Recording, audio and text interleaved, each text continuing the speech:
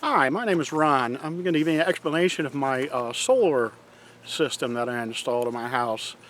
I'm going to explain it and go through in future videos some maintenance issues of changing bad inverters. So first of all, I have two systems on my main current house here. I have the center section that has 44 230 watt Canadian solar 60 cell panels, and that was installed in 2010 by a contractor because we had incentive programs that contractors had to be used to be able to get rebates. And the wing sections, I have 24 280 watt Canadian solar 72 cell panels that I installed myself around 2018.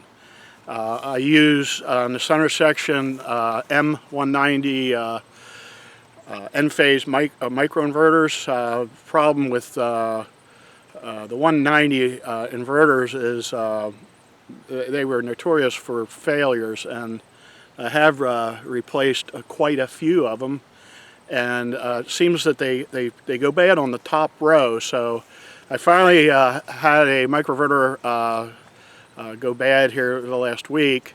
It's in the section or the second row, so I'm going to be showing a video on how to actually change and set up a bad microinverter. Because of that, when I did the wings, instead of putting Enphase microinverters on, I put AP system microinverters, and those microinverters allow you to hook 2 panels up per microinverter. So for the 24 panels, you only need 12 microinverters. Now, my decision when I did that was Enphase was going through a transition where their service was really not good. When you called them, you didn't get a hold of anybody, and it was hard to go through the process of changing that microinverter. Since then, they're actually a company that allows home installers the ability to set up systems and install them. Their support is, I believe, the best in service. They give you the ability to monitor and replace microinverters with just cell phone applications, and actually their online monitoring system, which in future videos I'll go through the process of how you do that. So what I have is on the center section, I have 10.12 kilowatt of panels. On the wing sections, I have 6.72 kilowatt of panels. And in 2010, I don't know if you're familiar with solar. There's things called SRECs. Now, SRECs are generated when you generate so much power, and are kind of traded like stock. So in a future video, I'll go through SRECs and how they're generated and how you actually get paid for them.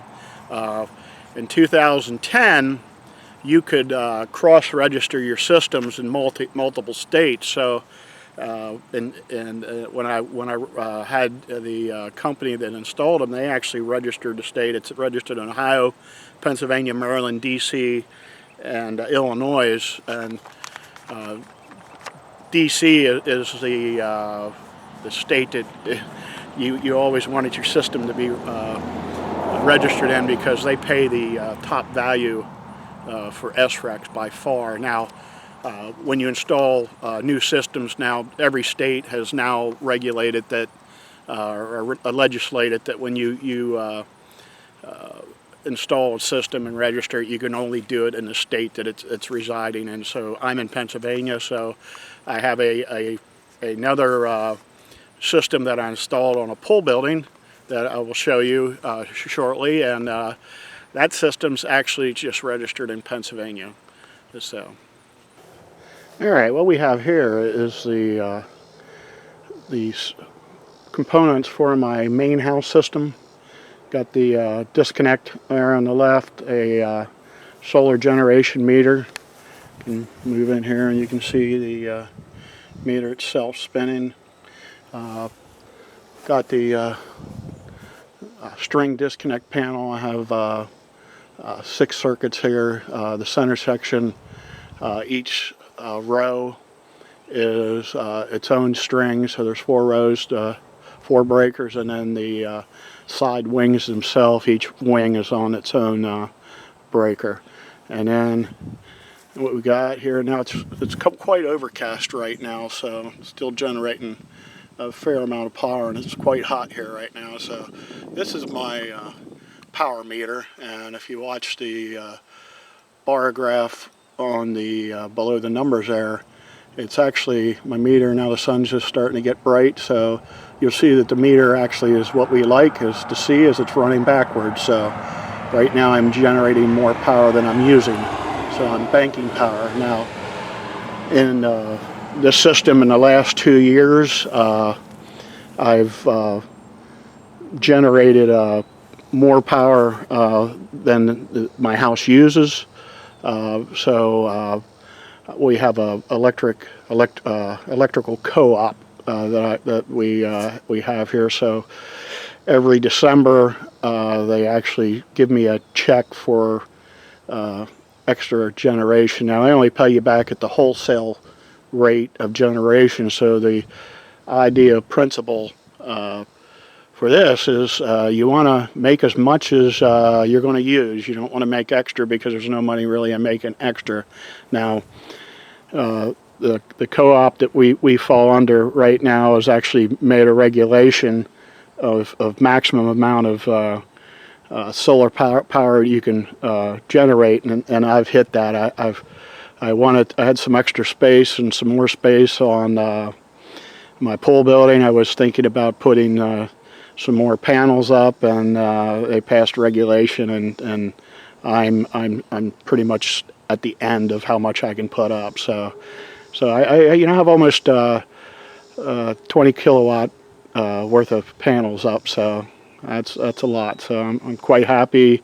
In a future video when I explain how the solar SREC program, or Solar Energy Credit Program, works out pretty well for me. So I'm getting free electric plus the money for the solar energy credits on top of that. So it works pretty well. I'm not a super green energy guy myself, but when it comes to this, I've actually seen the principle and how it works, and if we need to install a lot of solar panels, we'll save a lot of energy.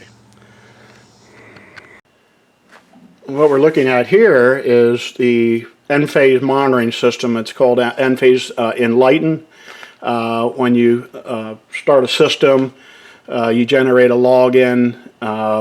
It's your site ID, and this is what gives you the real-time monitoring of the inverters themselves. As you can see in the second row, 4th one over from the left edge, that's the one I'm having trouble with. It seems to trip on and off. It's today it's been off almost all day. It come on. Let me see. I can click on it here. It'll actually tell me when it started generating power. So I mean, it's real. Gives you some real-time troubleshooting ability to actually go to today's power generation. You can look. It actually started generating power around 2 o'clock. So it's been doing that on a quite a regular basis. I actually submitted a claim. I have the replacement. This here is a 7-day graph of the power it's generated. And it's been on about 75% of the time, but it's kicking on and off. So I'm just going to replace it so we can keep it working all the time. But it's this is the system for my house, the center section, the 44 panel system. This is the display of the AP systems monitoring system, which is the two side wings of my house, 24 panels, 12 on each side with 6 inverters on each side. This screen shows you that the system's normal, what it's generated today, the lifetime generation, and this part of the section will actually show the lifetime generation of what the panels are generating at the current time. So because each inverter handles each inverter has two panels. The serial numbers, they're duplicate serial numbers, but they have an A and a B part to them when you're programming them in. So panels are operating really good today. It started nice and sunny a day. We're at an average of 94 watts per panel. That's layout 1, which is the looking at the front, the left side, and then we have layout 2, which is looking at the front, the right side. So they all seem to be generating good, and